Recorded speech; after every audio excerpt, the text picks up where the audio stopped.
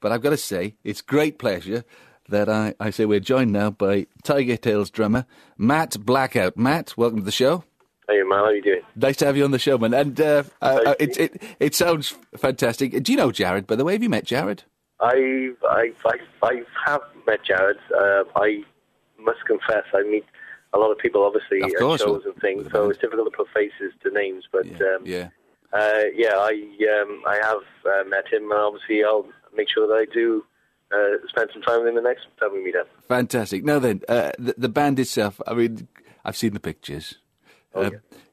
Tell me you're not bald. Just tell me you're not bald. No, we've all got a full complement of hair. We're all okay. So, fantastic. Ear trim, because that's spandex. It takes no prisoners, does it? Yeah, I know. And obviously, if you get a little tear in your spandex and you're kind of doing your best to hold it together, the whole lot can go. So you've got to be very careful. The thing is, that I mean, any of us of an age, looking back at ourselves in the 70s and the 80s, it is a bit of a shock. But that was the whole scene, wasn't it? Mal. I know. I'm just thinking now. I've got pictures in my head here, Matt, that aren't going down very well. But that was the whole thing. It was the look. It was the sound. It was embracing the whole of the culture. Yeah, sure. Tailz and any band really had a statement, and they presented themselves in a certain way, and they sounded a certain way. But as Jared quite rightly pointed out, we were the only ones in the UK that did it to the extent that we did, and became successful because of it. You know, I mean, the bands sold nearly 750,000 copies of all their albums worldwide, top 5 video at the time. So, you know, that's it shows that we, Tailz did something right. You know, the success speaks for itself in that respect. So we hopefully now come back and we can build on that a little bit more. We've got such a following worldwide, you know. We sell merchandise all over the world. It's really frightening. Yeah. To be based in Wales and do what we did is obviously a bit of a, it's an unusual thing. But, good music is good wherever it comes from. Now, I did know for a short while Justin from the band, who's a lovely lad who sadly isn't with us anymore. But I just remember him being so shocked because, you know, you'd put the band down for a while, hadn't you? But you kept on getting these emails and letters from people from places like Japan. You know, it's easily said, but people wouldn't let you go.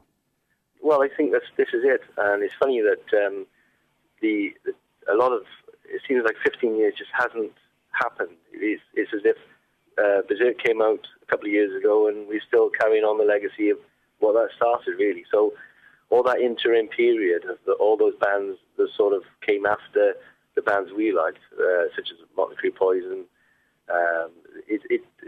those bands never seem to have happened. It's quite strange. I'm sure in a couple of years' time, those type of bands will come back again. You know, it goes in cycles. And as you quite rightly say, the Beatles, people reinvent. They discover new music, you know. So it happens all the time. It's an ongoing circle. Now then, have you ever met Kiss? We have. We played with Kiss, in fact, in Spain. We did a festival in 2008. Right. Coveted Sonic in Spain. I think there was about 50,000 people there, and we actually opened the show for Kiss. So absolutely, it was funny because we bumped into Kiss, and we have a bit of a plotted history. We go back. Our paths sort of cross in some ways because Tailz were managed by a company out of New York and a guy called Aichi Naito. Right. And now Aichi Naito managed a couple of bands that Gene Simmons produced and were on his label back in the day. So he remembered that we were managed by Aichi, and he actually was telling us a bit of our own history. So that was great to be remembered by the guy. And it's a funny thing. However, whatever you feel about Gene Simmons or Kiss or whatever, they were absolutely lovely people, and we spoke to them on a band-to-band level, you know, and they were happy to be there and talk to us. With or without the makeup? Without the makeup. We was backstage at the time. Our dressing room was just round the corner from there, sort of thing. So can I just check, because they could, well, not so much Gene Simmons anymore, but they could turn up without makeup on it, you know, just mingle with the crowd, couldn't they? You know. Well, and then I don't. Well, they wrote. This has always been said throughout the years, but in theory they could, you know. And but I'm sure over the years now people they've got to know what they look like. So, to be honest with you, when I sort of like to spend a bit of time and go out on my own and sort of find myself at these festivals, and I like to sort of be a person in the crowd and watch the bands, and I the amount of attention I get at these things, I couldn't even imagine Gene Simmons or Paul Stanley walking around in the crowd. It would just be a bit unrealistic. So, in theory they could, but you would know. Yeah. So. I'm trying to think. One of the guys from ZZ Top apparently took the bus to his last gig in Wembley. I'm trying to think. It's Billy Gibbons, is it? Yeah, I think he took the tube with the bus, didn't he? And in fact, he had to get off the tube because it was broken down when it stopped, and they had to get on a bus. And the thing is, everybody else on the same tube looked like him because they were all going to his gig. Yeah.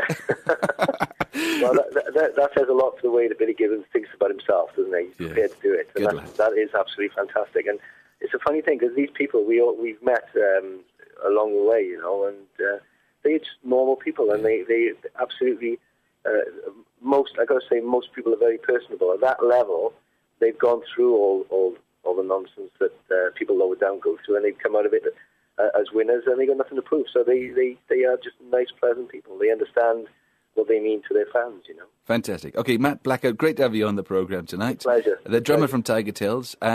Back to Jared then, just to round this up. How many followers on the Facebook campaign have you got at the moment, Jared?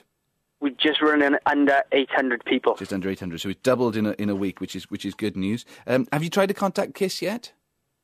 We haven't, but we've been given a contact. Okay. We've been given the contact details of the Vice President of Live Nation, who's responsible for the tour. Come on. Yeah. We're going to get in touch with him. I'd just like to say thanks to Marco Mendoza, who's in Thin Lizzy, and he's played with Whitesnake as well, and he's got on board. Ginger from the Wild Arts. BBC Radio Wales' very own Sean Coffey has been on board. Yeah. And we're looking quite good, so we just like to get some followers on now. All right, so how do we find it? What do we have to look for with our search engines to join the group? Okay, if you go on Facebook and you type in Tiger Tailz, that's Tiger Tailz with a Z, you'll find us. Fantastic. Our logo's quite distinctive, but if you want a direct address, it'll be bit.ly/Tailz, the number 4, and KISS. Okay, I've got that written down here as well, so I'll try and give that a little bit later. Jared, all the very best. Jared Owens from Merthyr. Matt Blackout from Tiger Tailz. Thanks so much, guys. Well, thank you very much for having us. Take care. And, Thanks, Jared. and the next record is Tiger Tailz, Love Bomb Baby. Come on.